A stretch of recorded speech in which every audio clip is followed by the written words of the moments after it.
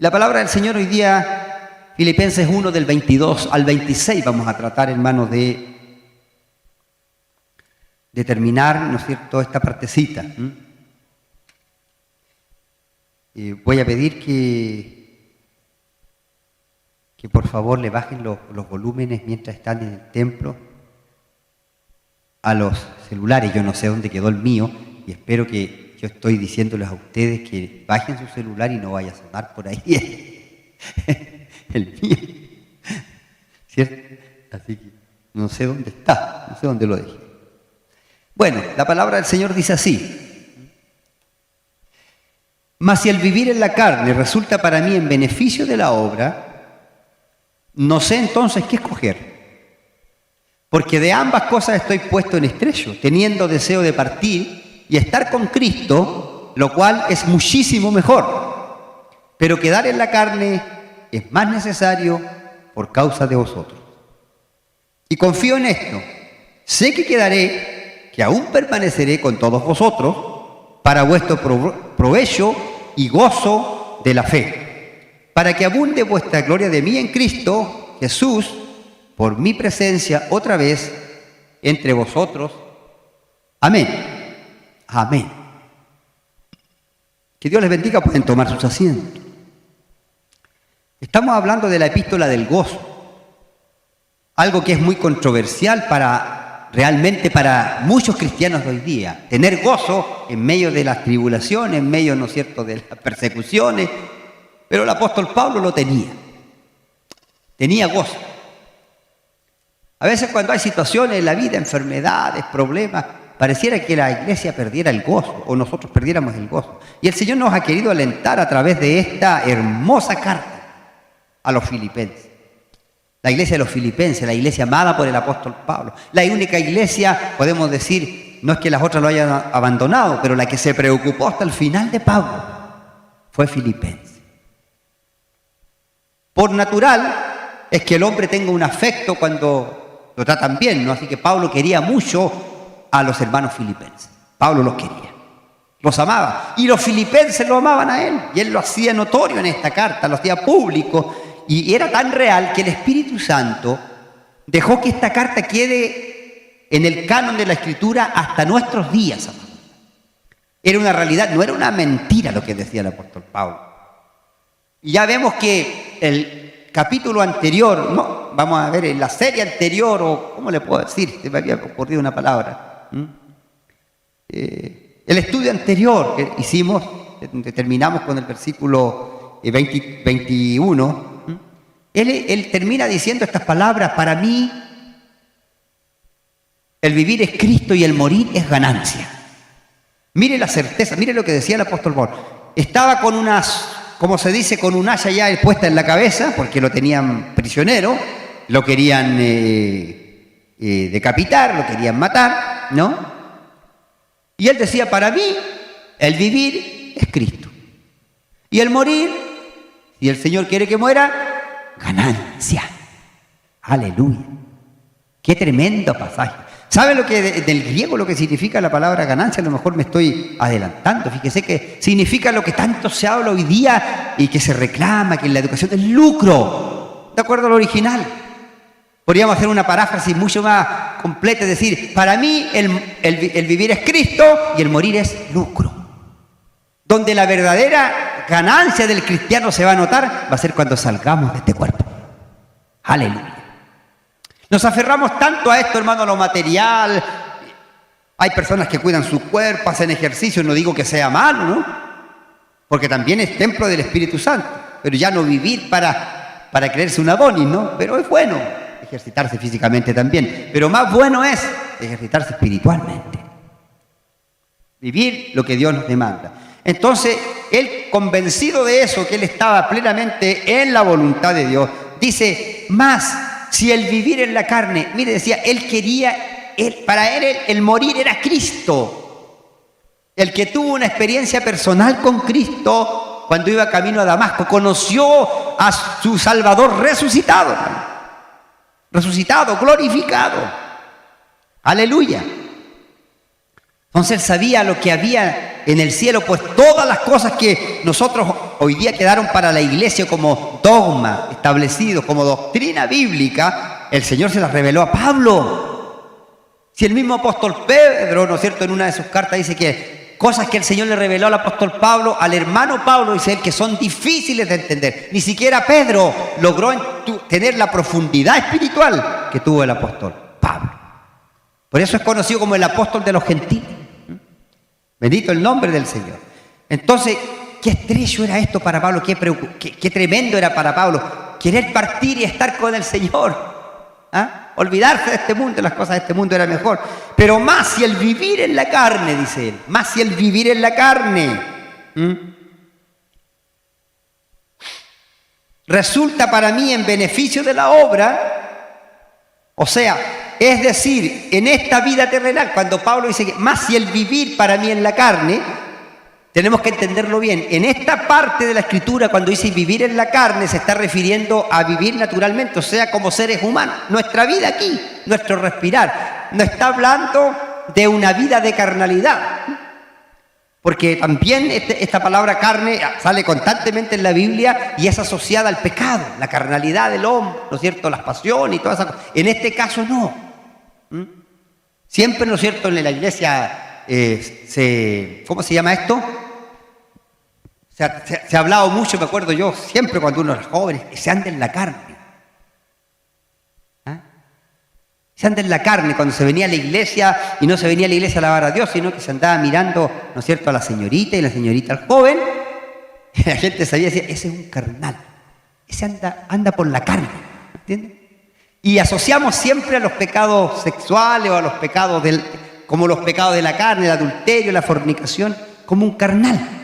Pero sin embargo la Biblia dice que el que no vive la palabra es un carnal. El que no ama es un carnal. El copuchento, el chismoso, ese es un carnal. ¿Eh? Y va a estar en el infierno igual. Entonces, cuando entendemos la palabra, por eso es bueno entender la palabra a profundidad. ¿Eh? Una iglesia que conoce la palabra es una iglesia que se conduce de una manera diferente.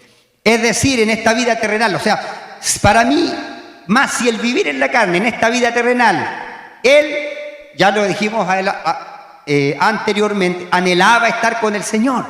Pero si era la voluntad de Dios que el Señor lo dejara en la carne, se gozaba igual. ¿Pero por qué se gozaba? Pablo no hablaba de quedar en la carne para vivir en el pecado, sino para que la iglesia sea beneficiada con su permanencia. Que esto sea un ejemplo para nosotros, que nuestra vida en Cristo sea el tratar de obrar para beneficio de la obra del Señor. Mientras estemos aquí, hay gente que a veces dice, yo no sirvo para nada en la iglesia, yo no sé predicar, yo no sé hacer nada. ¿Y quién le dijo que todos iban a predicar? Sí, yo creo que el sostenimiento de la iglesia, hermano, lo que la ha fortalecido, aparte del poder del Espíritu Santo y la promesa del Señor, que la iglesia no será destruida mientras el Señor no lo permita, no puede, porque las puertas del infierno no van a prevalecer contra la iglesia, ¿no es cierto? Lo dijo el Señor Jesucristo, amén. Cuando dice que las puertas del infierno, está diciendo todo sistema humano. Todo lo que estamos viendo, cada día, hoy día, los gobiernos, ¿no es cierto?, los sistemas filosóficos se apartan de Dios. Hoy día ya somos considerados tontos por creer en la Escritura. Y estamos viendo hoy día más que nunca el cumplimiento perfecto, exacto de las Escrituras. Aleluya. Por eso la Biblia dice el necio en su corazón, Dios no existe. O sea, la gente que dice, yo soy ateo. No, yo soy gnóstico. Sí. Eso ya no es para nosotros ahora. Hay tanta tecnología, hay tanta ciencia. Nosotros somos superiores intelectualmente. Ya nadie cree que hay un Dios. Pueden decir, sí, hay algo superior arriba que creó el universo, pero yo no creo que sea un Dios, porque los científicos ya se han dado cuenta que el universo no se creó solo. Ya no niegan eso. Solo que les molesta aceptar que hay un Dios. Entonces dicen, no, algo produjo esto, pero en todo caso no es Dios. Ya no lo pueden negar, pero lo que no quieren es someterse a Dios, porque someterse a Dios, hermano, ¿quién le gusta? Someterse a Dios, vamos a tener que dejar lo que nosotros creemos, lo que nosotros pensamos, y vamos a tener que sujetarnos a la palabra. Nadie quiere eso. Nuestra naturaleza humana caída, pecaminosa, no quiere eso. Entonces es importante observar las expresiones que dice Pablo aquí, vivir en la carne o quedar en la carne, como dice en el pasaje más abajo, 24, que vamos a ver después. Estas expresiones son sinónimos, ¿no es cierto? Y significan lo mismo. Y están en contraste directo con las expresiones deseo partir o estar con Cristo, que viene más abajo también. ¿Entiende? Entonces, que aparece en el versículo 23. Estos versículos, hermano, cuando dice más el vivir en la carne, estos versículos, quiero hacer un pequeño paréntesis aquí, estos versículos constituyen un argumento, hermano, terrible, que le cortan la cabeza a la doctrina de aquellos que enseña que la vida se termina en el sepulcro y que después de la muerte el alma duerme en el sepulcro hasta el momento de su resurrección, como dicen los adventistas. No sé si ustedes se acuerdan que hace algunos años murió una de nuestras hermanas y tenía familiares adventistas. Mi padre, en su respeto, le pidieron y ella ya en el cementerio le dio para que ellos hablaran de Dios, porque ellos hablan de Dios igual que nosotros, parece que son iguales, pero no son iguales. Y en el momento que estaba despidiendo, porque él sabe que nosotros no creíamos eso, fue muy inteligente el hombre, pero ese momento dijo, Señor, cuando oró, y oramos por este cuerpo, que tus ángeles vengan y lo guarden hasta el día de la resurrección. O sea, se queda ahí durmiendo. Y hay ángeles que van a estar, imagínense los que murieron hace 2000 años en Cristo, qué aburridos esos ángeles. Han estado 2000 años ahí, al lado de la tumba. ¿Ah? ¿Será eso lo que dice la Biblia? No es así, mis amados. Mire, si fuese así, sería completamente tonto, insensato y también contradictorio que el apóstol Pablo hablara de su deseo de partir y estar con Cristo.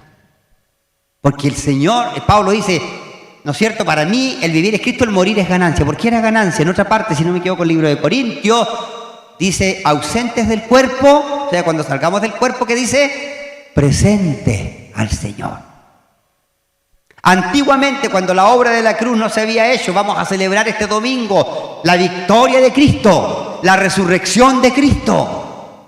Nosotros no vamos a andar agachados, nosotros no tenemos santos que hay que taparles la cara para andar el día viernes triste, agachados, no, porque nuestro Cristo vive. Resucitó hace 2000 años, está vivo, poderoso. Aleluya.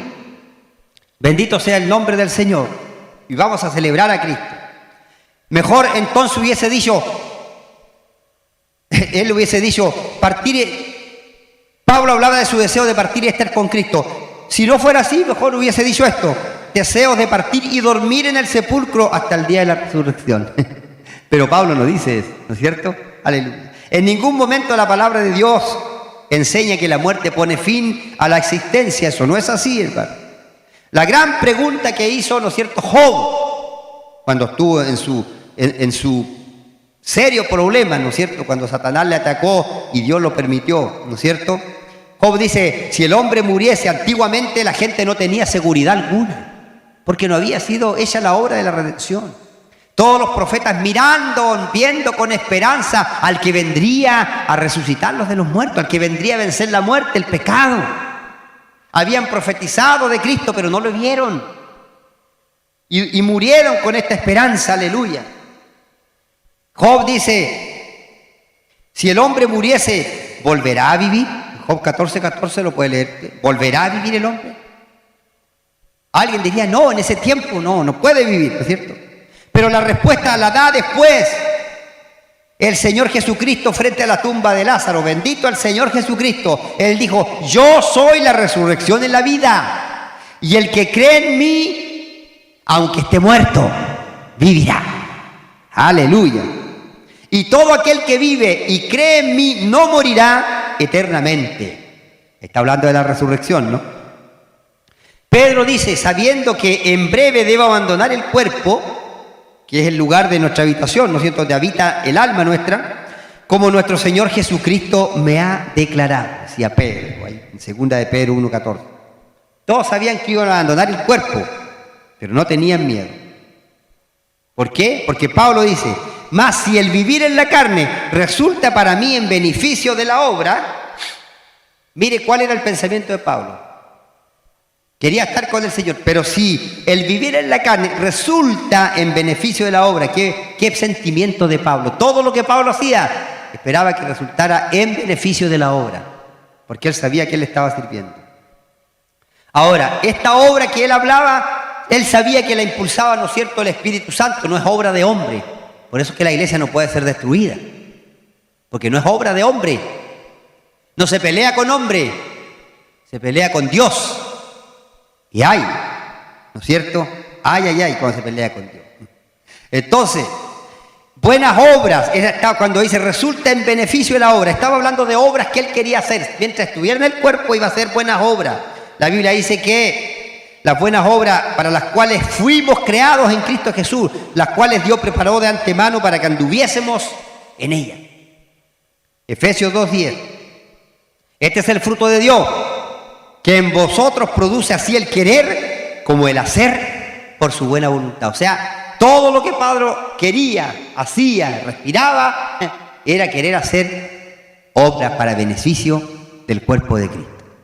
No obras para ser salvo. Pablo nunca dijo eso, porque el hombre no será salvo por las obras.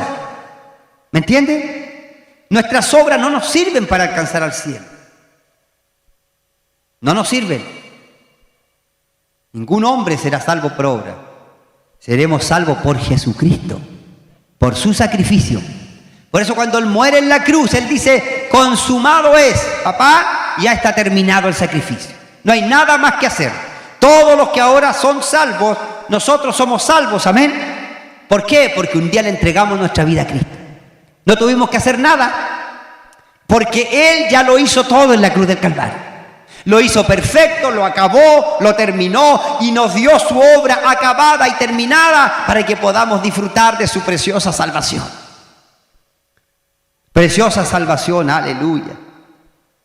Por eso dice él que él deseaba vivir también para el beneficio de la obra y tenía una tremenda inquietud. Dice, no sé qué escoger. No sabía qué escoger Pablo, porque en ambas cosas estoy puesto en estrecho. ¿Cuáles eran estas cosas? ¿Estar vivo o estar muerto? Para él, como ya dijimos, el vivir era ganancia y el morir era Cristo. O sea, él le hubiese gustado partir. Mire, si el Señor nos dijera hoy día, hermano, usted, por ejemplo, tiene una enfermedad, no sé, tendrá un problema, no sé, problema económico que no tiene, insalvable, y el Señor le hablara como hijo suyo y le dijera, mira, hoy día te doy dos opciones. Te ofrezco llevarte. Vas a estar conmigo en mi gloria, que es lo mejor. Te ofrezco llevarte. Se van a pasar tus penas, ya no más penas. Ya no tendrás más que preocuparte de este mundo. Se terminaron la preocupación por el esposo, o por la esposa, o por los hijos, o de que tengo que ir a trabajar. Se terminó todo, porque estaremos con Cristo, aleluya. Pero yo te quiero usar a ti. Te doy 15 años más de vida. Se van a salvar 15 millones de almas por tu predicación. Pero será con lucha. Será con prueba. Satanás se te va a lanzar con todo. ¿Qué decidiría usted? Estoy tratando de hacerle pensar un poquito lo que estaba Pablo. Mire, Pablo estaba en la cárcel, hermano. Era odiado por algunos personajillos de la misma iglesia que trataban de hacerle daño. Ya lo veníamos estudiando más adelante. Y él decía, no importa que prediquen por, ¿no es cierto? ¿Cómo era? ¿Se acuerdan de la palabra? Por contención, por contienda. No predicaban por amor a las almas ni predicaban por amor a Dios. Predicaban porque querían lograr un objetivo. Y más encima denostaban a Pablo y hablaban mal de él, ¿no es cierto?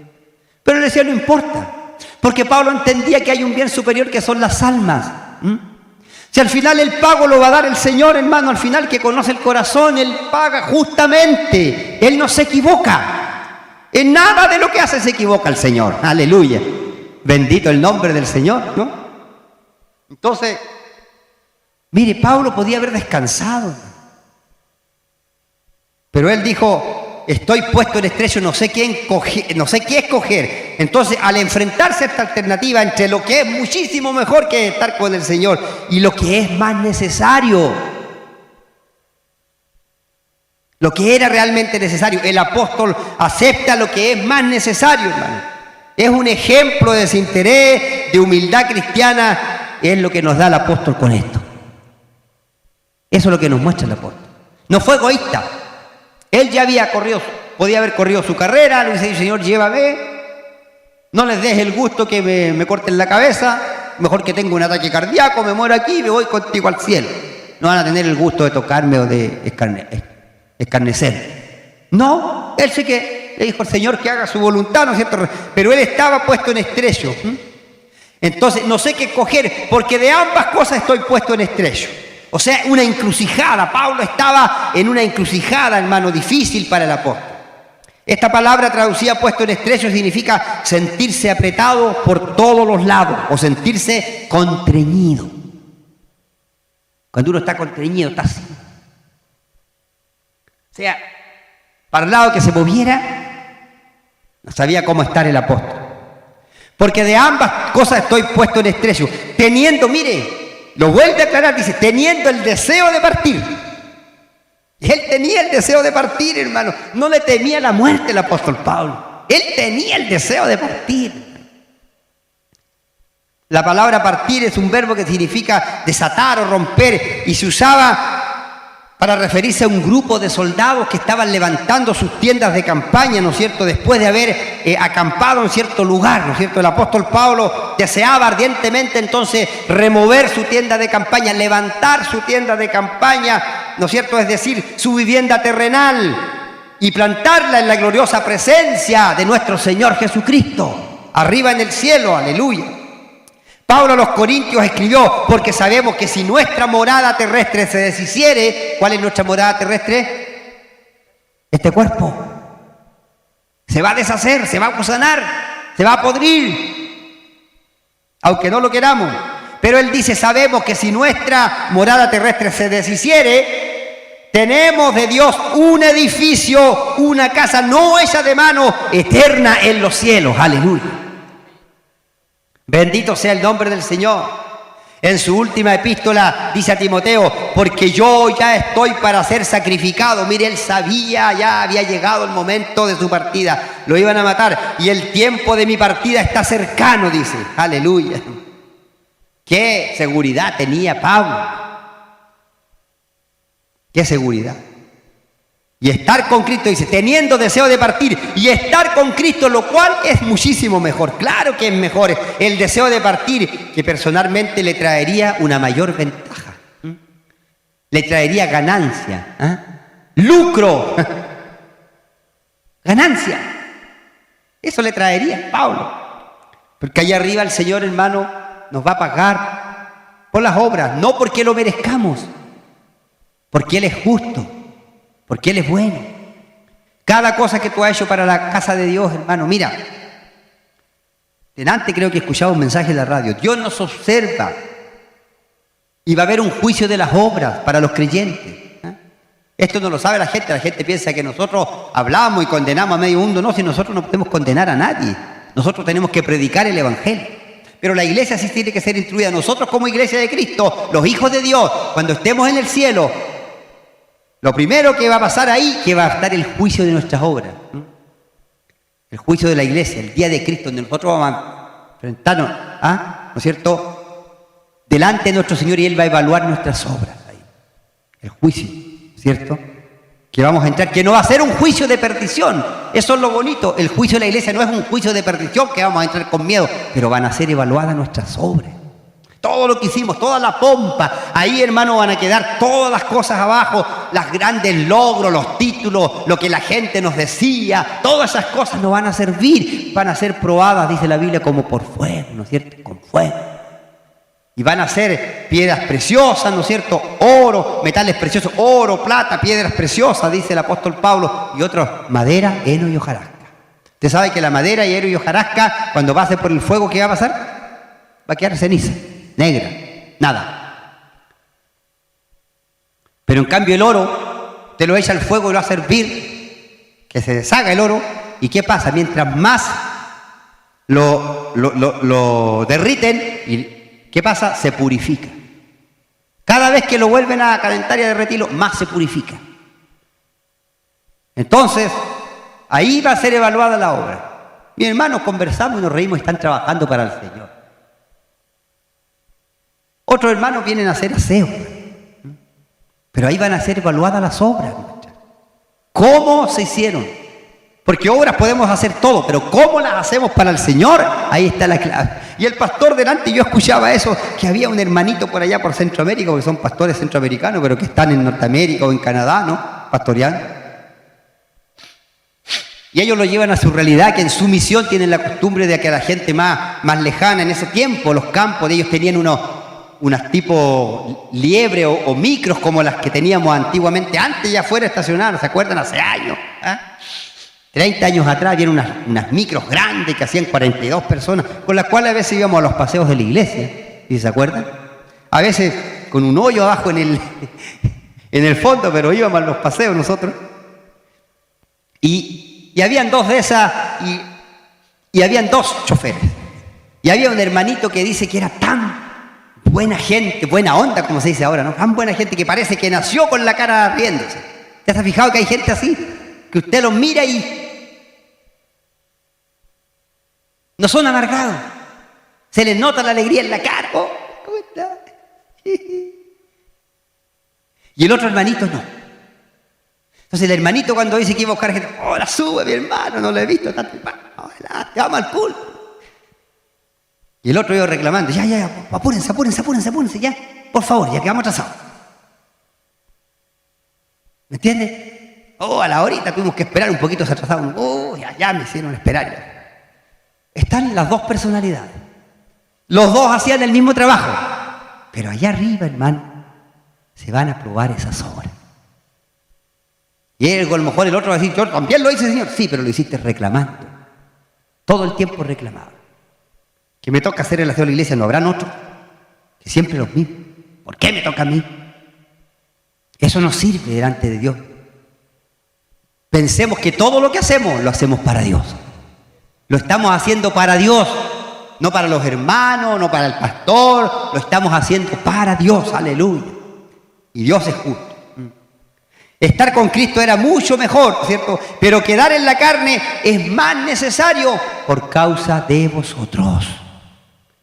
Pablo se dio cuenta que mire la calidad de iglesia que tenían los filipenses. Las hemos estado estudiando. Una iglesia de oración que oraba por Pablo, que lo bendecía económicamente mientras estaba en la cárcel. Nunca se olvidaron. Eran pobres, pero daban para que Pablo estuviera en la cárcel. Y él lo reconoce en los primeros pasajes que ya leímos, que venimos estudiando. Y los amaba. Porque nunca lo abandonaron a Pablo. Ni siquiera en sus prisiones lo abandonaron. ¿Qué iglesia? Es una iglesia buena, hermano. Pero si nosotros pasamos por alto y no profundizamos la epístola, es una iglesia muy buena. Y claro que sí, la iglesia de Efesios, de Filipenses, pero es una iglesia modelo, hermano. Pero en este mundo, lamentablemente, no hay nada perfecto, pues. Perfección no va a haber. No hay nada perfecto. Y hay en medio de una iglesia que pudiera parecer perfecta, habían sus problemas, hermano. Quiero quedar en la carne porque es más necesario por causa de vosotros. Pablo mira las dos alternativas, hermano, entre lo que es muchísimo mejor y lo que es más necesario, ¿no? Y el apóstol acepta lo que es más necesario. ¿Por qué? Mientras el Señor dispusiera una obra sobre la tierra para que el apóstol, ¿no es cierto?, donde Pablo quería estar, ahí Pablo iba a estar. El apóstol puso en práctica la misma exhortación que escribió a los creyentes en Corinto cuando dice: así que, hermanos míos amados, estar firmes y constantes, creciendo en la obra del Señor siempre. El tiempo que le quedaba, Pablo iba a seguir tratando que la obra del Señor crezca siempre, sabiendo que vuestro trabajo en el Señor, mire aquí le agrega, aquí está claro, no es en vano. Su trabajo en el Señor, hermano, no es en vano. Aleluya. Bendito sea el nombre del Señor. Qué gran ejemplo de desinterés nos muestra el apóstol Pablo aquí, de bienestar. ¿No es cierto? Muchas veces nosotros solo pensamos en nosotros, en nuestros derechos, en nuestros beneficios. Pero el apóstol Pablo había renunciado a todo bienestar terreno. Su único interés era el de hacer aquellas cosas que producían frutos para la obra. Frutos. Eso es lo que quería el apóstol Pablo. Para la gloria de Dios. Aleluya. Que todo lo lo que hagamos es para la gloria de Dios. Todo. Para la gloria de Dios, hermano querido. Dios nos ha dado dones, son para la gloria de Dios. Para la gloria de Dios. Esto lo recalco y lo voy a seguir recalcando, para la gloria de Dios. Todo lo que hagamos es para la gloria de Dios, no es para gloria nuestra. Nosotros no podemos robarle la gloria al Señor. Si nosotros predicamos y alguien se salva, la gloria es del Señor. ¿Ah? La gloria es del Señor. Por eso cuando Pablo dice, cuando empezaron a atacarlo y él defiende su ministerio, yo he trabajado más que todo esto, dice. Parecía carnal Pablo, ¿eh? Pero después dice, pero no yo, la gracia de Dios en mí. Si no es el Señor que nos sostiene, hermano, no somos nada. Nada. La tendencia del ser humano es a las idolatrías. Nosotros que somos pentecostales hemos visto la gloria de Dios manifestarse de diferentes formas. La hemos conocido. ¿No es cierto? Yo la he contado, la historia en una campaña, un amigo que no veo hace muchos años, ¿no es cierto? Un hermano, que el Señor lo toma de arriba ¿cómo se llama esto? No era un estadio, ¿cómo se llama esto? Gimnasio, en la parte alta, y se manifiesta el Señor y de ahí vuela hacia abajo, hacia la mitad de la cancha de básquetbol. Y no se quebró ni una pierna, nada, como si lo hubiesen sacado en el aire. Porque el poder de Dios puede hacer eso, hermano. Yo me acuerdo que antiguamente en la manifestación de la gloria de Dios con nosotros, un hermano danzaba en el aire, danzó al menos 1 o 2 veces, salió del púlpito hacia allá y volvió en el aire. Pero ¿cuál era la tendencia del ser humano? Oh, el hermano, cómo Dios lo usa, el hermano. ¿Qué? Si el hermano no hizo nada. Si era el poder de Dios. Si el poder de Dios lo deja, el hermano se da un suelazo. ¿Me entiende? El ser humano siempre trata de abrogarse cierto derecho a reclamar las cosas de Dios. Y las cosas son de Dios, son nuestras, le pertenecen a Él. Toda gloria es para el Señor, aleluya. Así es. No nos olvidemos, todo lo que el Señor haga por nosotros, hermano, es para la gloria de Dios. No deje que nadie lo venga a idolatrar si algún día Dios lo usa en algo de legítimo. Porque la gente tiene la tendencia a idolatrar personas, levantar personas. Oh, si no somos nada sin Dios. Entonces, y confiado en esto, que Él iba a servir para la gloria de Dios, y confiado en esto, sé que quedaré, que aún permaneceré con todos vosotros. Mira, hay una palabrita aquí que no la podemos pasar por alto. El apóstol Pablo no sabe lo que ha de escoger, decía, ¿no es cierto? Estaba puesto en aprieto. No sabía qué cosa escoger. Él sabía lo que era mejor, que era estar con el Señor, pero no sabía qué escoger porque en realidad él quería servir al Señor. Pero sí sabe lo que el Señor ha de escoger para él. Por eso descansó, ¿no es cierto?, en la voluntad de Dios. Por lo tanto, el apóstol le expresa su confianza de que su permanencia en vida. Por eso dice, y confiado en esto, o sea, confiado de que quedaré, confiado en esto, sé que quedaré, que aún permaneceré con nosotros. Esta expresión confiado que se dice aquí, denota inmediatamente, y eso no podemos negar, una expresión de seguridad, confiado. En otra palabra más arriba dijo, estoy persuadido, estoy seguro, ¿se acuerdan? Aquí dice, ¿no es cierto? Esta expresión contiene una nota de seguridad y sugiere la posibilidad de que Dios le hubiese revelado al apóstol que no iba a morir en ese momento. O sea, si usted estudia con profundidad el original, le va a dar a entender que de alguna manera, no lo pueden explicar los teólogos, pero sí las palabras lo da a entender así, las expresiones del griego, que Pablo seguramente recibió alguna visión o alguna palabra de Dios que le dijo, Pablo, todavía te vas a quedar un tiempo. Por eso dijo, y confiado en esto, sé que quedaré. ¿Se da cuenta que ahora tiene sentido esas palabras? Cuando aclaramos ese hecho, ¿confiado en qué? Sé que quedaré. O sea, de alguna manera, no lo sabemos, la Escritura no lo dice, pero si vamos a la profundidad del original griego, ese es el sentido que tiene. Eso es lo que quiere. El apóstol sabía que los filipenses todavía lo necesitaban. La preocupación de los filipenses. Imagínense los corintios, tremendos problemas la gente, la iglesia espiritual, la supuesta iglesia espiritual. ¿Eh? El apóstol sabía que lo necesitaba. Sabía. No que él se considerara indispensable, hermano. No, jamás Pablo se consideró indispensable, sino más bien que estaba confiado en que su ministerio, y así debiera ser el de nosotros, ¿no? Para con ellos aún estaba incompleto. Y si estudiamos más adelante esta carta, por eso yo le digo que mientras estamos estudiando este capítulo, usted siga leyendo los otros versos para adelante. Leas el capítulo 2, la humillación y la exaltación de Cristo. Leas el capítulo 3, léase los capítulos, hermano, para que cuando lleguemos al estudio y dígale, Señor, ándame revelando lo que quiere decir, para que cuando lleguemos al estudio, usted venga preparado y se goce con el Señor y solamente corrobore. Cuando estudiamos las profundidades bíblicas, usted está seguro de lo que está creyendo. Aleluya. Él no se consideraba indispensable, sino más bien estaba confiado en que su ministerio para con los filipenses todavía no había llegado a su fin. Y esto lo podemos ver, hermano, porque a pesar de que podemos decir que era una iglesia madura, a pesar, ¿no es cierto?, de la madurez, del amor que se exalta aquí en esta carta hacia los filipenses, de los filipenses hacia él y de él hacia los filipenses, el espíritu manso de los filipenses todavía podían ser un ejemplo más alto de humildad en el Señor. Eso era una de las cosas. Debían ser un ejemplo más alto de la humildad en el Señor. ¿Por qué? Por eso después, más adelante, vamos a estudiar la humillación y la exaltación de Cristo. Porque deberían entender cómo Cristo se humilló. ¿No es cierto? A nosotros nos cuesta humillarnos, ¿no es cierto? Entonces Él le hacía entender a través de la humillación de Cristo lo que Cristo dejó. Cristo era el rey y sigue siendo rey de reyes, señor de señores, pero Él dice en la Biblia que renunció a todo eso. No estimó el ser igual a Dios, lo dice en el capítulo 2. Como cosa que aferrarse era su derecho. Él podía haberle dicho al Padre, papá, yo no voy a rescatarlos a estos.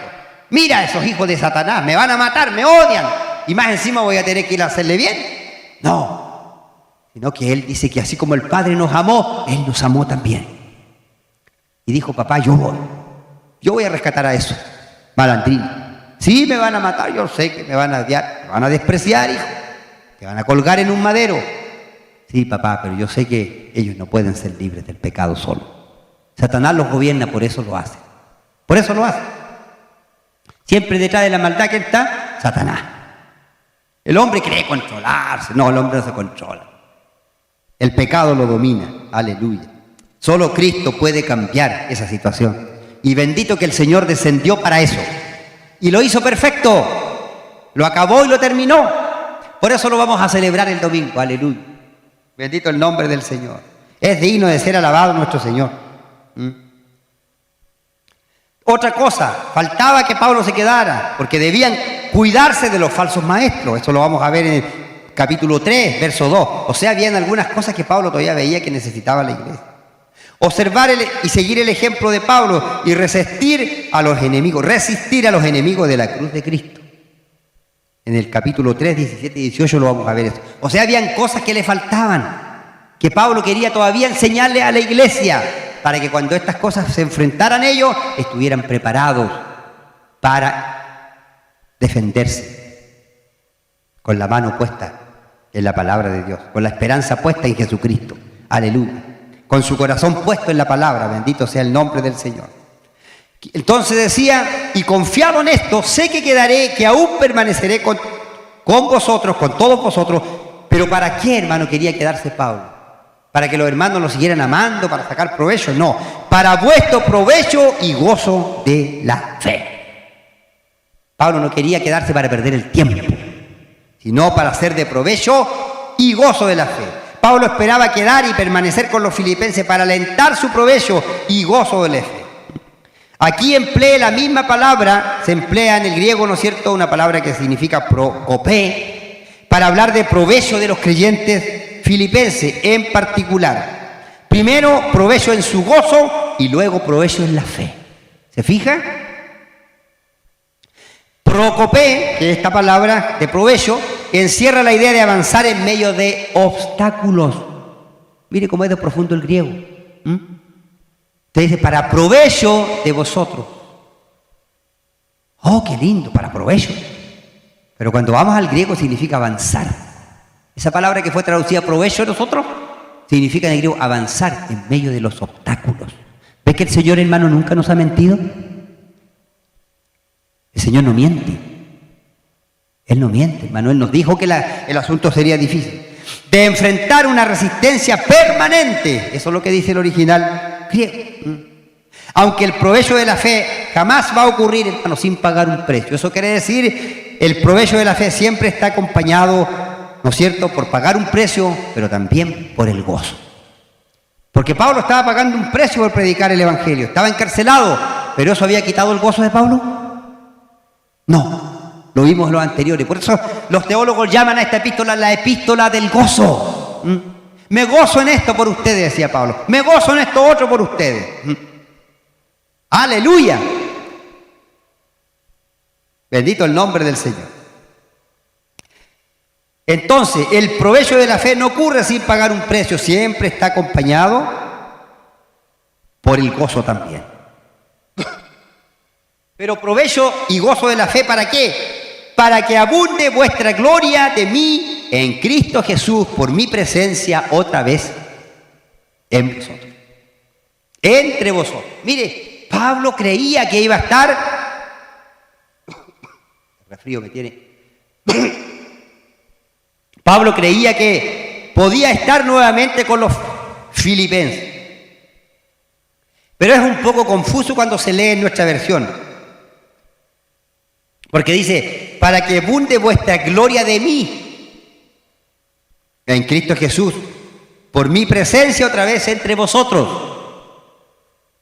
Hay una mejor versión que me gusta más, que dice la Biblia de Jerusalén, dice, a fin de que tengáis por mi causa un nuevo motivo de orgullo en Cristo Jesús, cuando yo vuelva a estar entre vosotros. O sea, la causa de la gloria para los filipenses que iban a poder ver a Pablo nuevamente entre ellos. No era que Pablo se arrogara alguna gloria para él, para nada. Ahora, el hecho de tener entre ellos de nuevo a Pablo sería, ¿no es cierto?, para los fieles en Filipo un nuevo motivo de orgullo, ¿no es cierto? Pero santo orgullo, o sea, gloria para Dios. Porque al ver llegar a Pablo, si sabían que estaba preso, imagínense, de repente entraba Pablo por las puertas de un culto, ¿qué iban a decir los hermanos? ¡Gloria a Dios!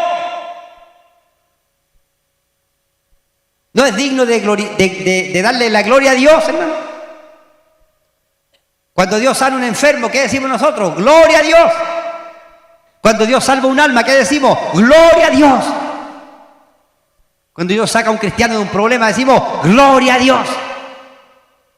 Así que eso sería lo que harían los fieles de Filipo, un nuevo motivo de gozo, ¿no es cierto?, por ser cristiano, al ver que Dios había conservado, había guardado al apóstol Pablo, y precisamente en atención, ¿no es cierto?, al beneficio de ellos. O sea, Pablo estaba así guardado porque ellos habían orado por él, el Señor les había dado la respuesta y ahora podían ver ellos a Pablo. Ahora, quiero aclarar esto, hermano, clarito, porque la Biblia no dice que al final los filipenses volvieron a ver a Pablo. ¿Me entiende? Pero las epístolas pastorales, todas las que están, y si usted las estudia y va a profundidad, todos los teólogos llegan a esa conclusión, las epístolas pastorales, todas dan a entender que Pablo fue puesto en libertad por un corto tiempo. Y luego fue nuevamente encarcelado y después ejecutado. Pero se les concedió esa gloria a los filipenses. No lo dice la Biblia, pero de acuerdo a lo que podemos ver en estas cartas, hay una alta probabilidad de que así fue. De todas maneras, Pablo, por corto tiempo, y luego fue nuevamente encarcelado y ejecutado. De todas maneras, Pablo concluye, ¿no es cierto?, esta sección de la palabra que estamos estudiando con estas palabras. Para que abunde vuestra gloria de mí en Cristo por mi presencia otra vez entre vosotros. La palabra presencia, cuando la estudiamos aquí, ¿no es cierto?, indica la presencia personal o física de la persona de quien se habla. ¿Me entiende? en el griego es parousia. La misma palabra que se emplea para la venida de Cristo. Por eso decimos que cuando Cristo regrese a reinar en su parousia, en la parusia, viene y todo ojo le verá, dice la Biblia. Va a ser presente, va a ser real. Ese que murió hace 2000 años y que la gente lo mira como un mito, va a regresar y esto está por suceder. Porque todas las señales que vemos en la Biblia están cumplidas. El caos, ¿no es cierto? El odio, la droga, la inmoralidad, todo lo que vemos. El Señor dijo, sería como en los días de Noé.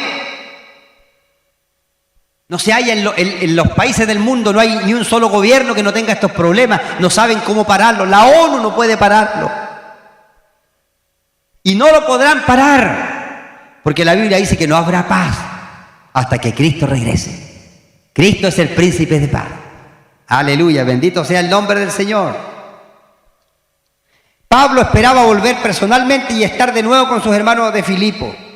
Ahora, si llegó a realizarse este deseo de Pablo o no lo sabemos con certeza, pero hacia allá apuntan las epístolas que sí, los hermanos filipenses tuvieron la bendición de poder ver a Pablo, aunque sea por un cortito tiempo, una vez más.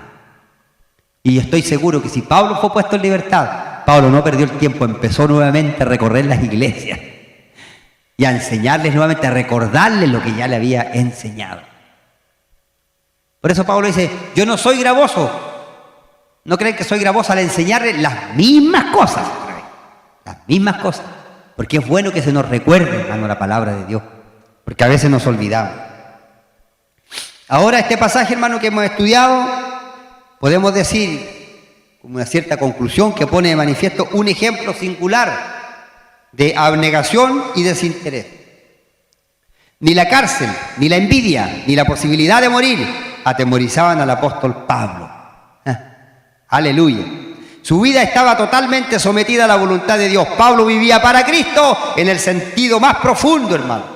La iglesia de Cristo necesita hoy día con urgencia este tipo de hombres y mujeres que estén comprometidos con Dios, con el Señor, en el mismo grado que lo estaba el apóstol Pablo. El gran apóstol se sentía libre de ataduras materiales. Para él lo único que importaba, hermano, era Cristo. Y este Cristo él predicaba.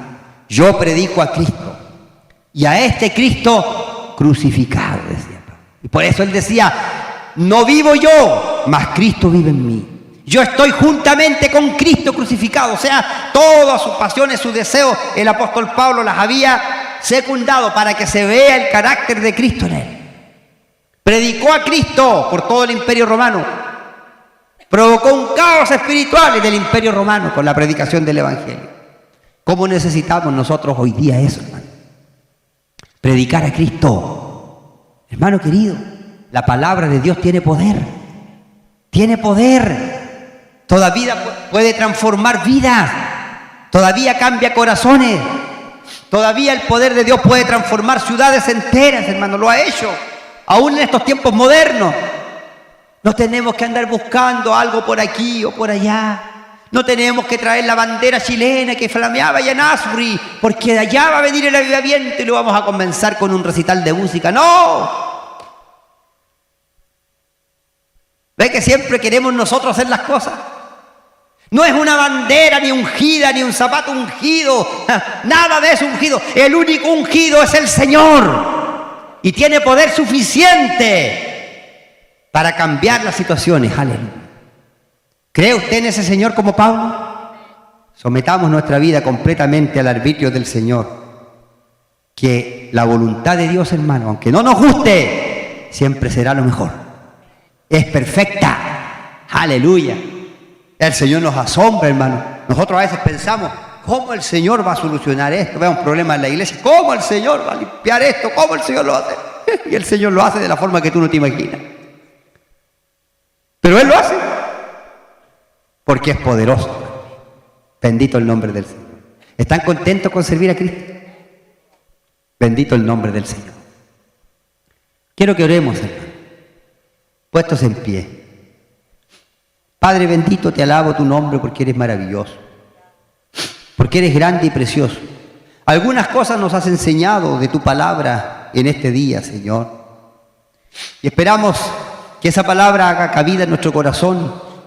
No solo sea una enseñanza que llegue a la mente, sino que llegue al corazón para que pueda producir la vida que en sí tienes. Te pido una bendición especial para todos nuestros hermanos y hermanas que están aquí, que han dedicado su tiempo valioso para estar en tu casa.